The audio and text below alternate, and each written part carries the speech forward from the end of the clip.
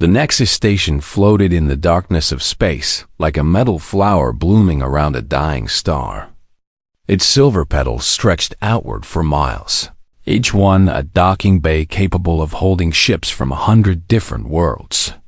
Inside the central chamber, Taemin stood with his hands clasped behind his back, trying not to show how nervous he felt. He was Earth's chief ambassador, dressed in a sharp black uniform with golden Earth insignia on his shoulders. Beside him stood Haijin, a military woman with sharp eyes that missed nothing. She wore a combat dress and kept one hand near her sidearm.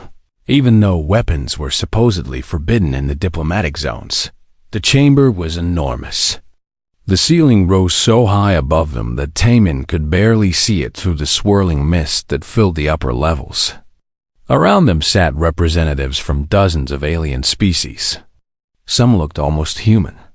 Others were so strange that Taemin had trouble understanding where their faces ended and their bodies began. At the far end of the chamber, 7 thrones stood elevated above all others.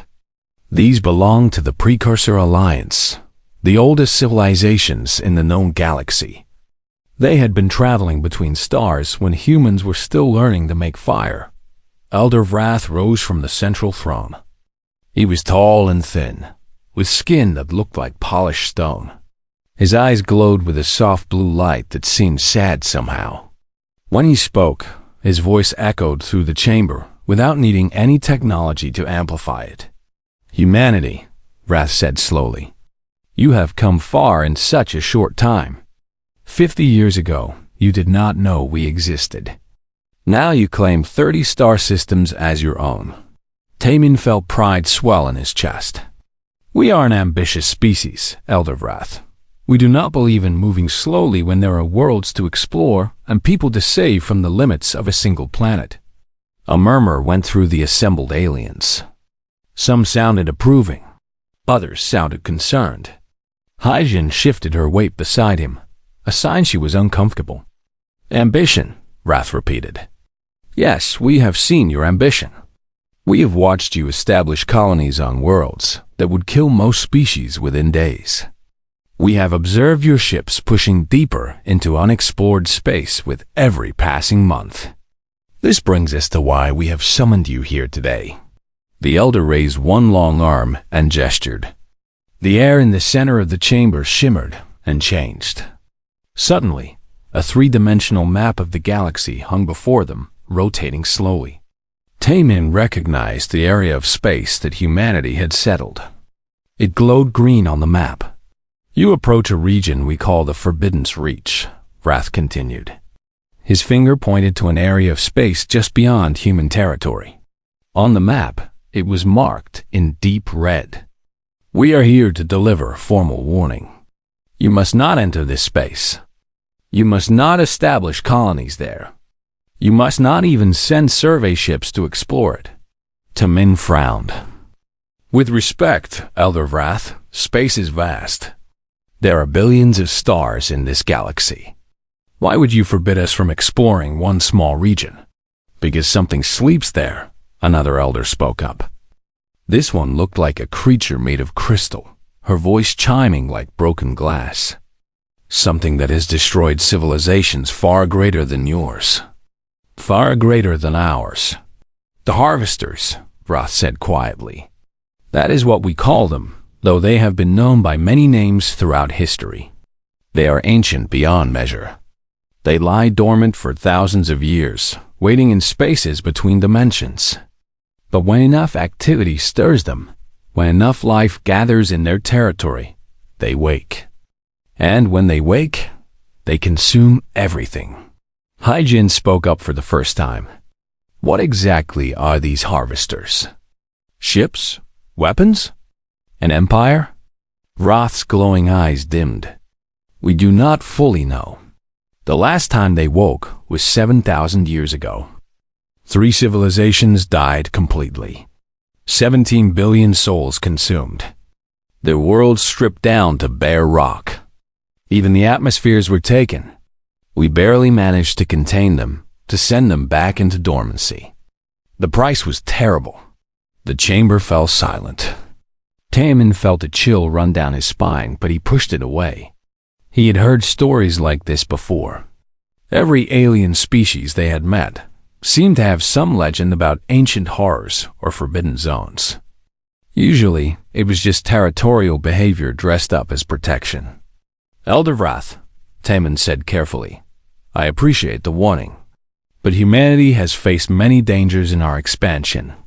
We have survived harsh worlds, hostile species, and natural disasters that would have ended lesser civilizations. We are not afraid of myths and old stories." "This is not a myth," Wrath said, and for the first time, his voice carried anger. "This is truth bought with the blood of trillions. The Forbidden's reach is marked so for a reason. We cannot stop you from entering, but we can warn you. We have discharged our duty. What you do now is your choice." The other elders nodded slowly.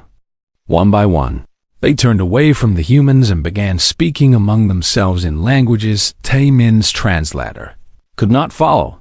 Haijin leaned close to him. "Sir, I have been scanning that region during this meeting. There are strange energy signatures there, patterns that do not match anything natural. Maybe we should listen." Taemin shook his head. "They are trying to keep us contained, Haijin. They fear our growth. Think about it. We went from one planet to 30 systems in 50 years. They have had thousands of years and barely expanded at all.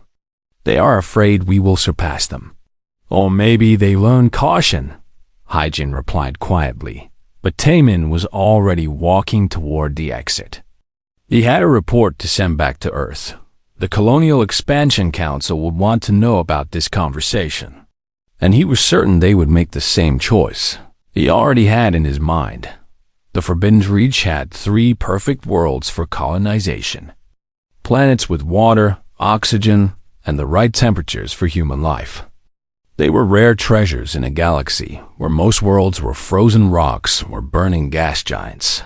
Humanity had not come to the stars to be told where they could and could not go. The warning had been delivered. It had been heard, and it would be ignored. 6 months had passed since the meeting at Nexus Station. The Colonial Expansion Council had voted 37-3 in favor of settling the Forbidden's Reach. Earth's government called it the New Frontier instead, a name that sounded hopeful rather than frightening. Dongwu stood on the observation deck of New Bizan Colony and watched the sun rise over the eastern mountains. The planet was beautiful, with blue-green oceans and forests that reminded him of old Earth. 20,000 colonists now called this place home. They had built cities, farms, and factories. Children played in parks. Families sat down to dinner together. It was everything humanity had dreamed of when they first reached for the stars. Administrator Dongwu, a voice called from behind him.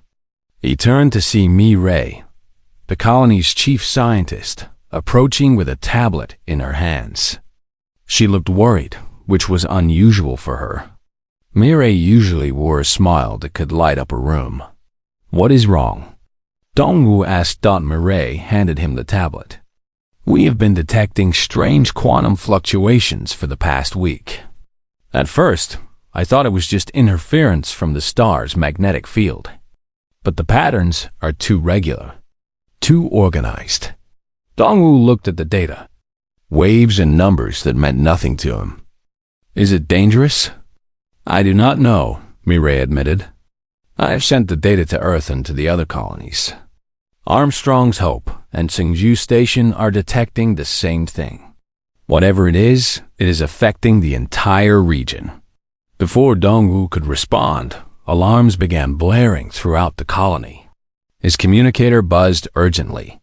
He answered it to hear the panicked voice of the space traffic controller. "Sir, we have a situation. Captain Ji-sung's freighter just sent out an emergency signal from the asteroid belt. He found something." Dongwu's stomach tightened. "What did he find?" "He says it is a structure, massive. It was hidden somehow, but his sensors picked it up when he passed close. Sir, he says it is waking up." The observation deck's windows suddenly filled with light. Not the gentle light of the sun, but a harsh purple glow that seemed to come from everywhere at once. Dongwu shielded his eyes and looked up. In the sky, reality itself seemed to be tearing open. Long rifts of purple energy spread across the atmosphere like cracks in glass. What is happening? Mireille whispered from the rifts. Ships began to emerge. No, not ships. Dongwu realized they were not made of metal or any material he recognized.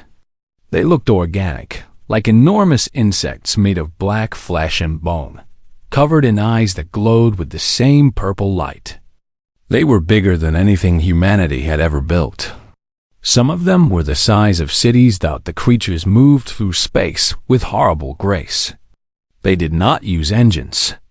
They simply existed in one place and then existed in another, as if the distance between meant nothing to them. Dongwu's communicator exploded with voices. Every channel was filled with screams and questions and desperate calls for help. He tried to make sense of it all, but there were too many voices talking at once. One voice cut through the chaos. Captain Jisung, his words broken up by static. They are not responding to any signals. I tried everything. Radio, laser, quantum burst. They just keep coming. Oh God, they are opening up. They are. The signal cut off. In the sky above New Bizen, one of the massive creatures had wrapped itself around a cargo ship. The ship fired its weapons, bright flashes of laser fire that seemed to do nothing. Then the creature opened. Its entire body split apart like a flower blooming, and inside was nothing but swirling darkness. The cargo ship was pulled into that darkness and disappeared. Get everyone to the shelters, Dongwu ordered Mireille. His voice was surprisingly calm, even though his hands were shaking. Right now. Mireille ran without arguing. Dongwu watched as the creatures began descending toward the planet. There were dozens of them now. Maybe hundreds. The purple rifts in the sky kept opening, and more kept coming through. The first one touched the ocean. Where it made contact, the water simply stopped being water. It turned gray and lifeless, then evaporated into nothing. The creature was eating the ocean. Actually consuming it, converting it into something else. Into more of itself, Dong-Wu sent out an emergency broadcast to Earth and the Precursor Alliance. This is Administrator Dongwu of New Bizen Colony. We are under attack by unknown hostile forces. Request immediate military assistance. Repeat, we need help now. The response from Earth came quickly. Admiral Haijin's face appeared on his screen. She was older now, with more lines around her eyes, but they were the same sharp eyes he remembered from the reports of Nexus Station. Dongwu, we are seeing the same thing at all three colonies. These are the harvesters. The elders were not lying. Our fastest ships will take 3 weeks to reach you. Can you hold out that long? Dongwu looked at the sky. More creatures were descending. The ocean was already half gone. In the distance, he could see one of the things settling over the northern city where 50,000 people lived. I do not think we have 3 weeks, he said quietly. Then get as many people off the planet as you can. Haijin ordered. Every transport, every shuttle, every ship that can fly. Fill them up and send them away from that sector. Do not stop to take belongings. Do not wait for anyone. Just run. What about the people who cannot fit on the ships? Haijin's face was hard, but her eyes were sad. Save who you can, Administrator. I am sorry. We should have listened to the warning. The transmission ended. Dongwu stood alone on the observation deck as the beautiful world of New Bizen began to die around him. In the city below, sirens wailed. Ships were launching from the spaceport, overloaded with desperate people. But there were not enough ships.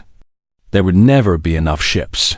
A mother with 2 children ran past the observation deck's windows. She was looking back over her shoulder at something Dongwu could not see. Her face was filled with absolute terror. He thought about Ambassador Taman and the Colonial Expansion Council. They had been so confident, so certain that humanity can handle anything, so sure that the elders were just trying to control them. They had been wrong, and now millions of people were going to die because of that mistake. One of the creatures landed on the colony's main building. Dongwu watched it begin to dissolve the structure, converting metal and plastic and concrete into gray dust that floated away on the wind. The creature was growing larger, getting stronger with everything it consumed. He had time to send one more message. He recorded it quickly, keeping his voice steady. This is Administrator Dongwu. To anyone who hears this, the elders were right. The harvesters are real. They cannot be fought. They cannot be reasoned with. They only consume. Do not come here. Do not try to save us. Just remember what happened here, and do not make the same mistake again. He sent the message on every frequency he could access. Then he walked down to the shelters where the people who could not escape were gathering.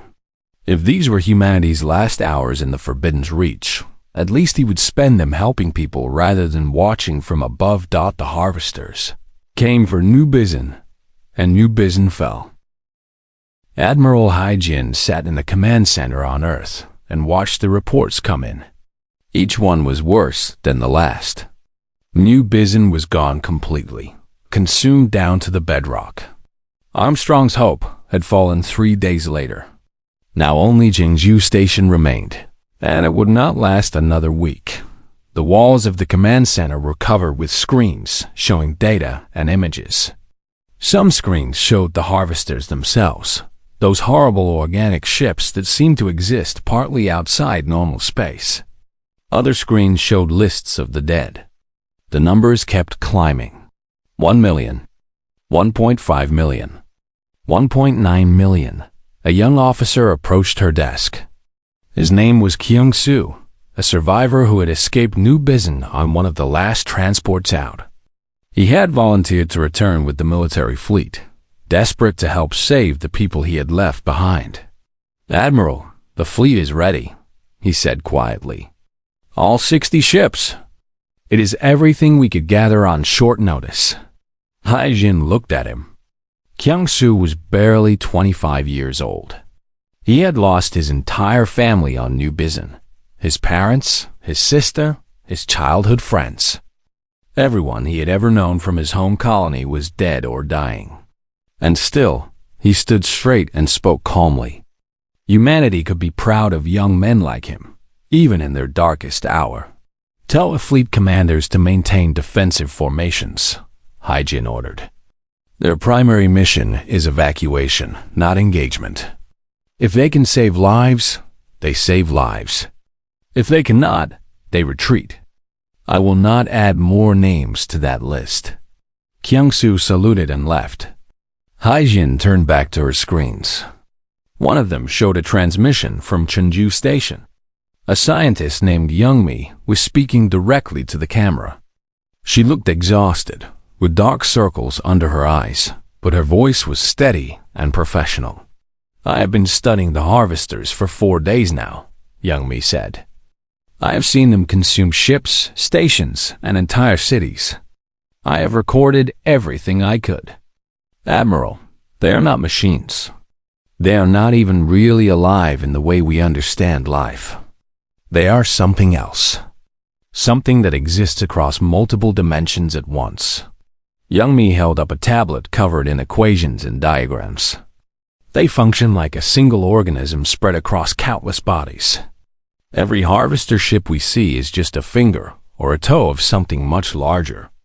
They share information instantly across impossible distances. They coordinate perfectly because they are all the same being. That is not helping us fight them," Haijin said. Though she knew Youngmi was recording this message hours ago and could not hear her, they consume matter and convert it into their own biomass, Youngmi continued.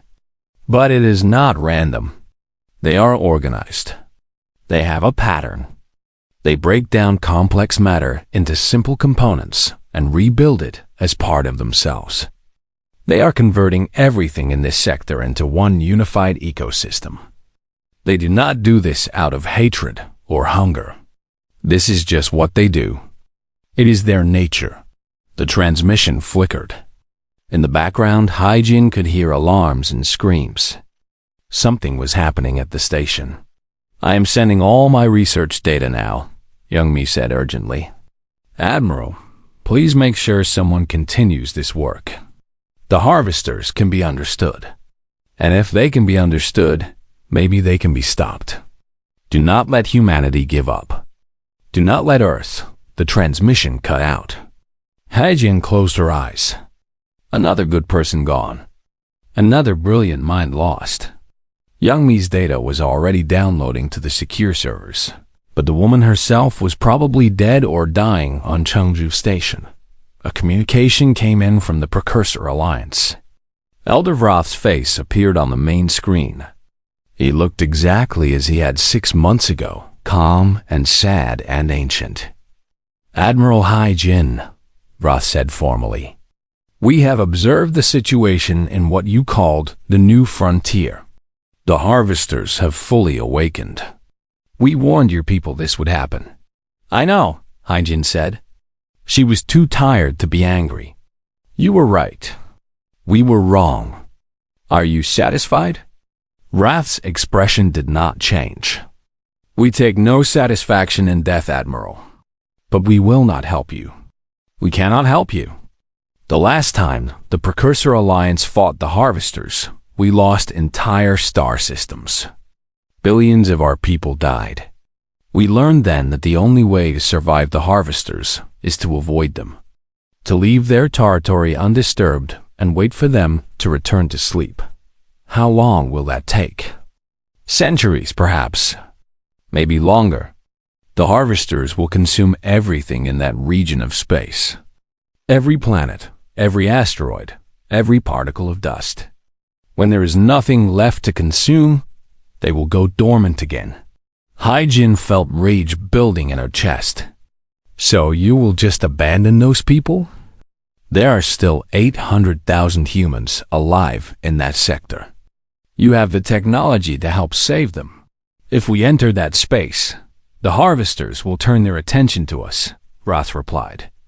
"They will follow us back to our own worlds. We will not make that mistake again." "I am sorry, Admiral. This is the price of ignoring our warning." The transmission ended. Haijin wanted to scream. She wanted to put her fist through the screen. But she was an admiral of Earth's military fleet, and people were watching her. She had to stay calm. She had to make the hard decisions. The fleet arrived at Chengdu Station 18 days after the crisis began. Kyung-soo was on one of the lead ships. He sent reports back to Haijin as they approached the station. "Admiral, it is worse than we thought. The harvesters are everywhere. There must be 500 of them in this system alone. The station is still standing, but barely. The shields are failing. Can you evacuate anyone?" Haijin asked. "We are trying. We have ships docking now. But the harvesters are moving to intercept us. They are, Admiral. They are fast. Too fast. We cannot get everyone out before they reach us." Haijin watched the tactical display as the fleet ships maneuvered around the dying station. They managed to dock with 3 transport ships and began loading refugees. 10,000 people. 20,000. 30,000. The harvesters were closing in. The fleet opened fire. Missiles and laser weapons lit up the darkness of space. Some of the harvesters were damaged. A few even seemed to die, their bodies breaking apart into dust. But for every one that fell, 3 more appeared through the purple rifts. "All ships retreat," Haijin ordered. "Now, leave the sector immediately." "But Admiral, there are still people on the station," Kyung-soo protested. "I know," Haijin said, and her voice broke for just a moment. "But if you stay, everyone dies. The fleet, the refugees you already saved, and the people on the station. At least this way, some survive. Now retreat. That is an order. The fleet turned and ran. Behind them, the harvesters descended on Chengdu Station like a swarm of locusts. The last transmission from the station showed people pressed against the windows, watching the ships leave. Some were crying. Some were screaming.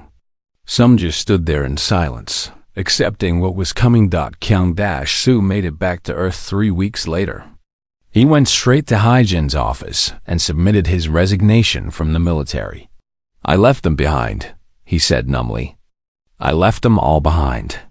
"You saved 30,000 lives," Hyjin replied. "That matters, does it?" Kyung-Su looked at her with empty eyes. "We were so proud. So certain we're special. The elders tried to warn us, and we thought we knew better.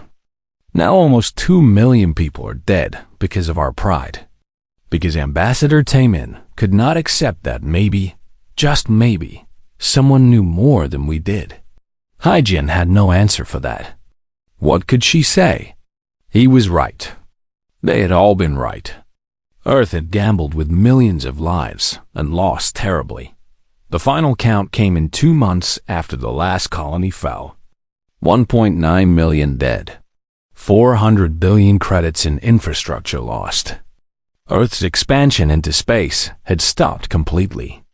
People were afraid to go beyond the safe zones.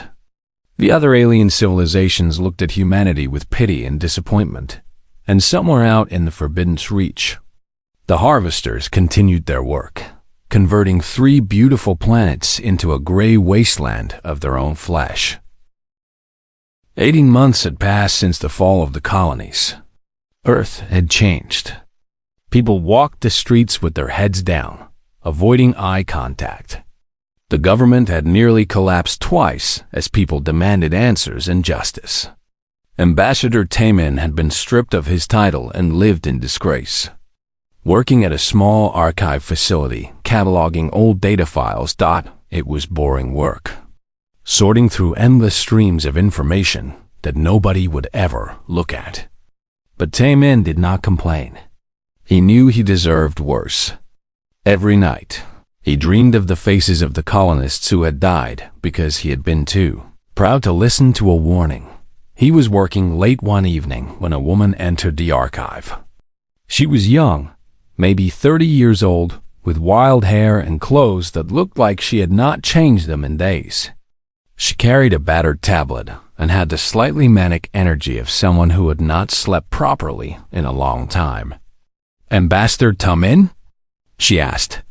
"Just Taemin now," he replied. "I am not an ambassador anymore. Who are you?" "My name is Bonhwa. I am a physicist. I have been studying the data from Young Mi's final transmission. The scientist from Chengdu Station. I think I found something." Taemin felt his heart skip a beat. "Found what?" Bonhwa sat down without being invited and spread papers across his desk. They were covered in equations and diagrams that hurt his eyes to look at. The harvesters are not invincible. Everyone keeps saying they cannot be stopped, but that is not true. They have never been stopped because nobody has tried the right approach. The Precursor Alliance has been dealing with them for thousands of years, Taemin said carefully. He did not want to get his hopes up. If there was a way to fight them, do you not think those ancient civilizations would have found it? That is exactly the problem, Bonhwa said excitedly. The Precursor Alliance is old. They think old. They approach problems with ancient solutions. But we are young. We think differently.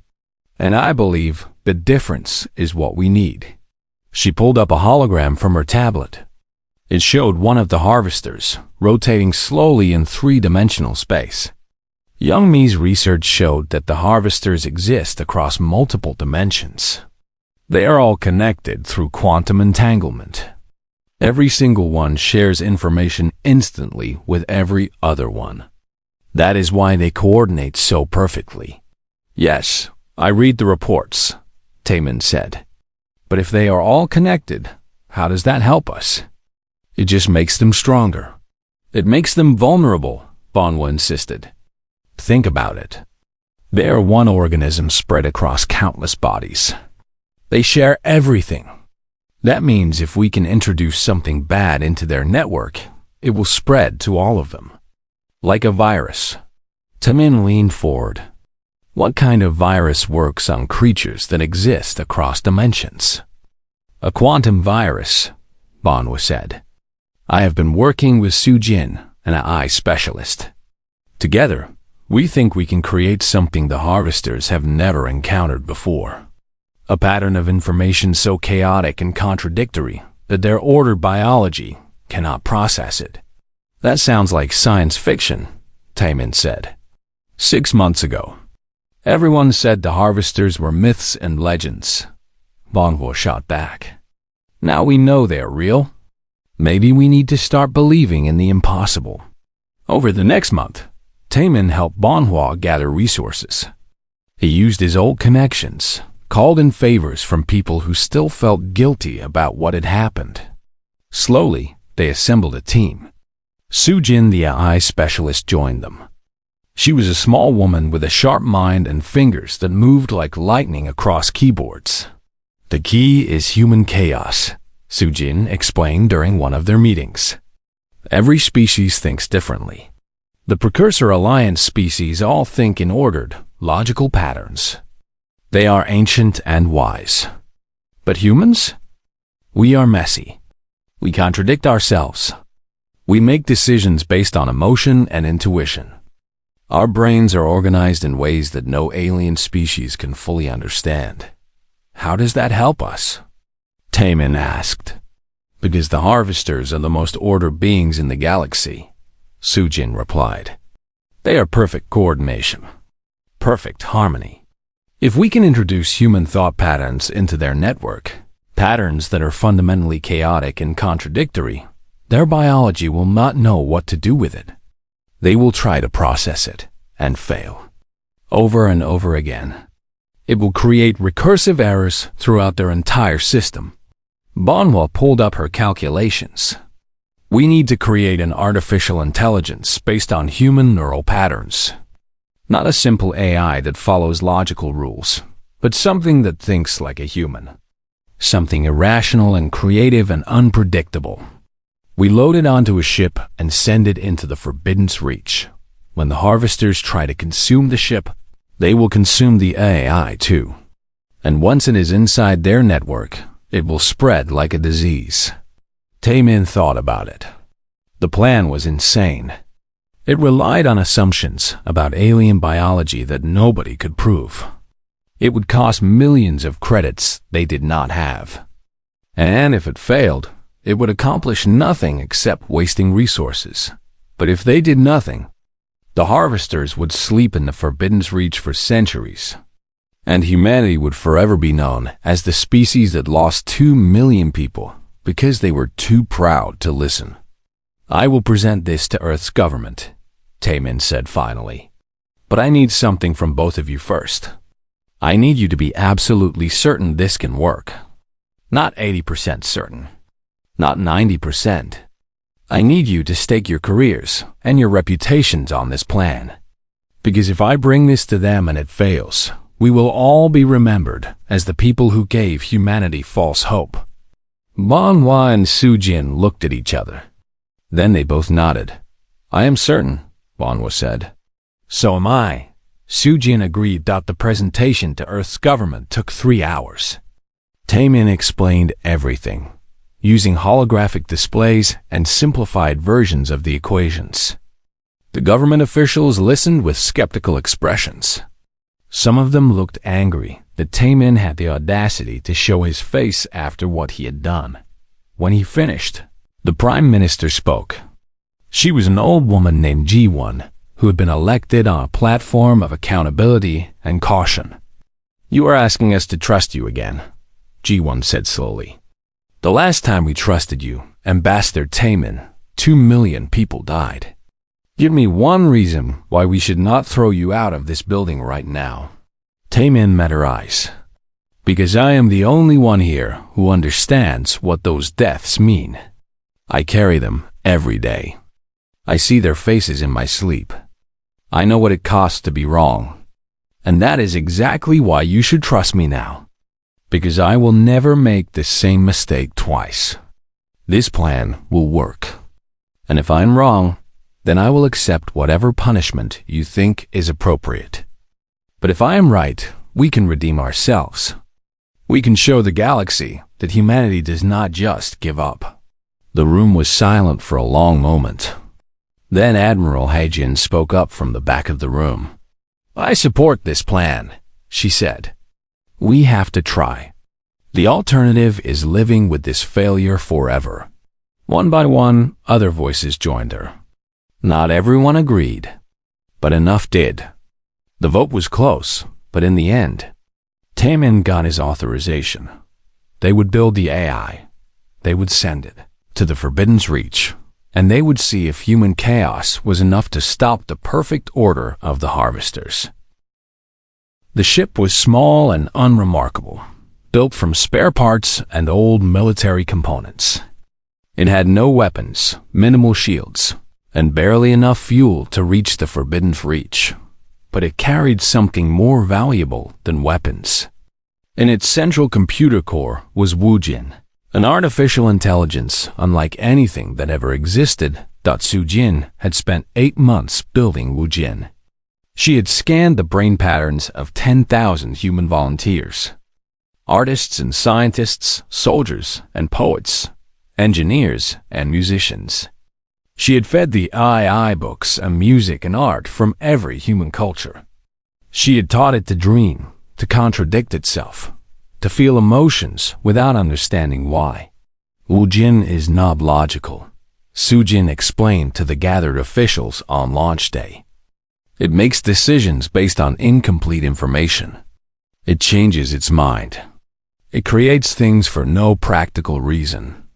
It is, in every way, perfectly human in its thinking. And that is exactly what we need. Admiral Haijin stood in the command center, watching the final preparations. Beside her was Taemin, no longer disgraced, but not quite forgiven either. He had been allowed to observe, but not to make decisions. Some wounds took more than plans to heal. Are you sure about this? Haijin asked quietly. No, Taemin admitted. But I'm sure we have to try. The ship launched without ceremony. It accelerated out of Earth's orbit and jumped to faster-than-light travel. Its destination was the dead system where New Bizin had once stood. The journey took 6 days. Sujin piloted the drone remotely from Earth, though there was not much piloting to do. The ship knew its mission. Get close to the Harvesters. Let them detect it. Let them try to consume it. And when they did, Woojin would activate. The ship dropped out of faster-than-light travel at the edge of the system. What Sujin saw on her screens made her gasp. The entire system had been converted. The planets were gone, replaced by massive organic structures that pulsed with purple light.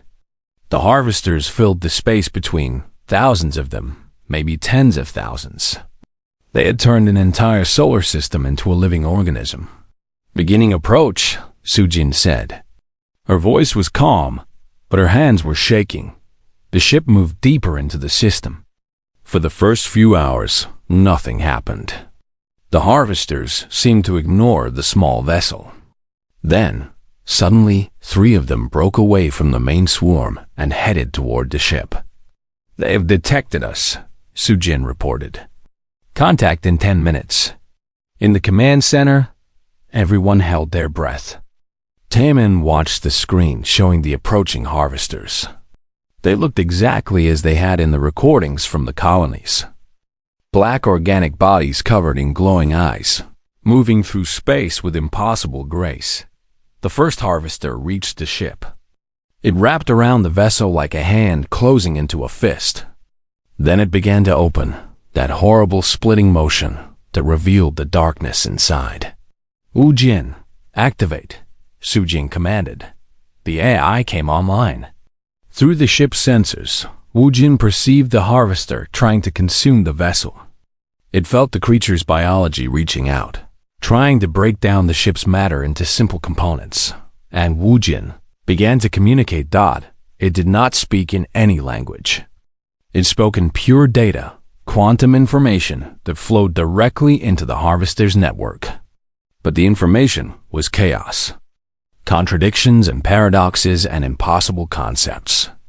Mathematics that defied logic. Art that served no function.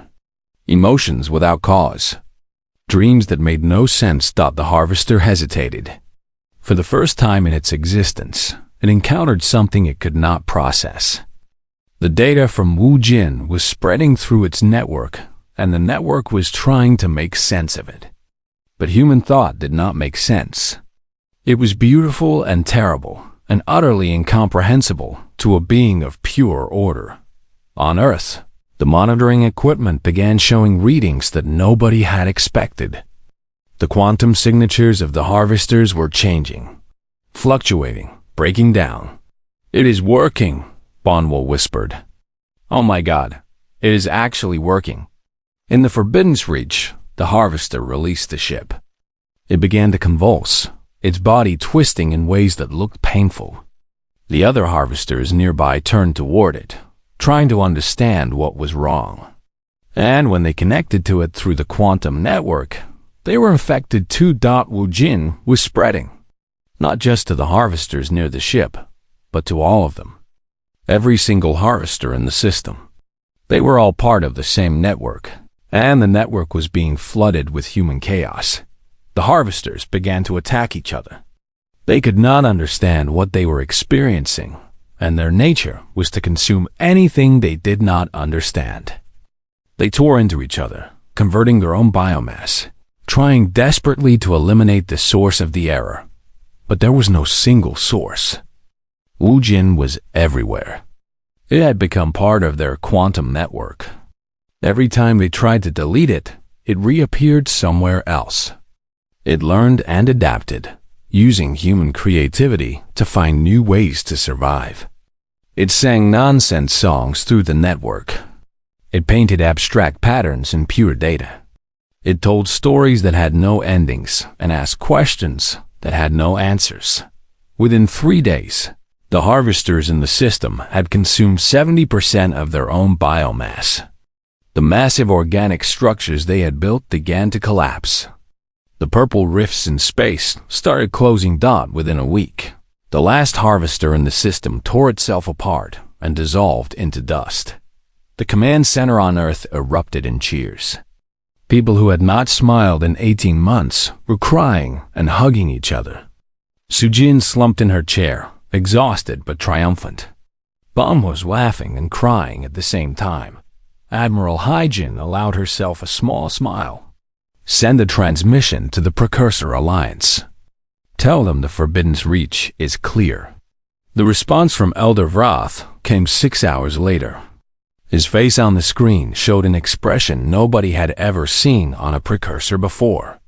He looked shocked. "You stopped them," Vrath said slowly, as if he could not believe his own words.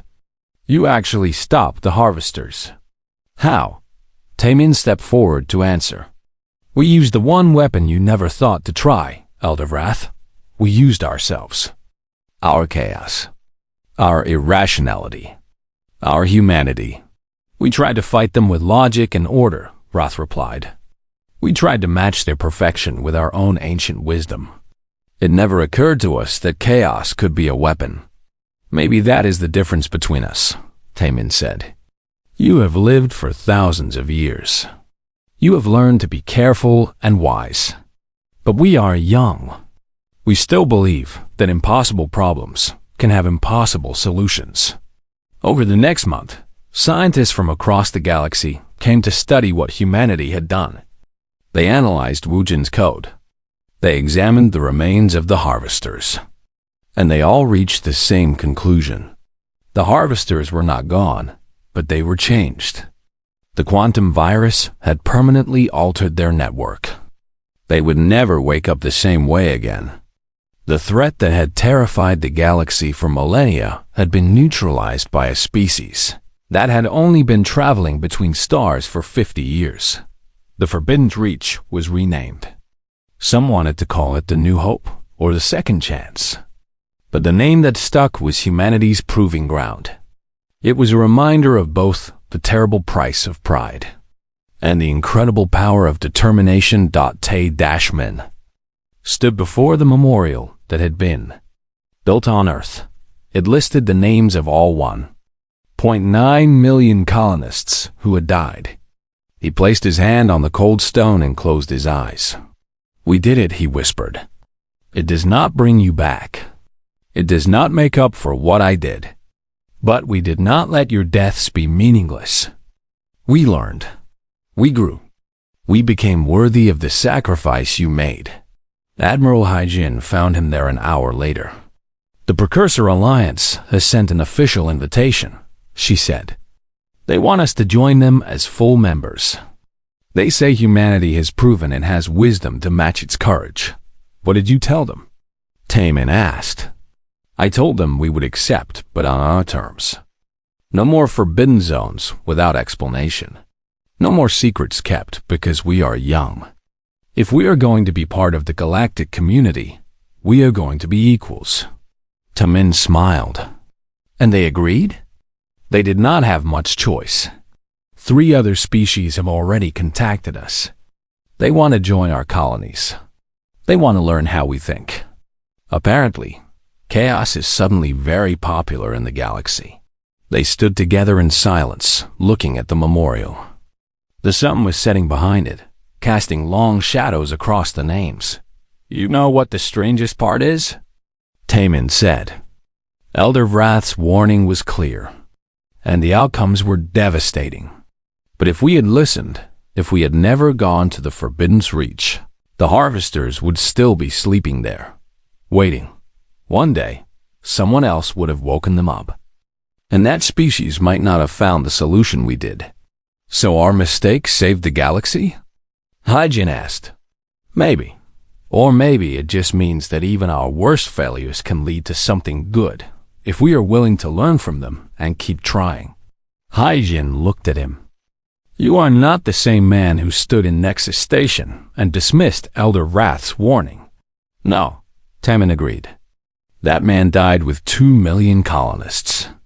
I am what is left after. Someone who knows that wisdom comes from listening, and that strength comes from admitting when you are wrong." A transport ship flew overhead, heading for the stars. It was full of new colonists, heading to the safely surveyed systems that humanity now had access to. They were going out to build new worlds,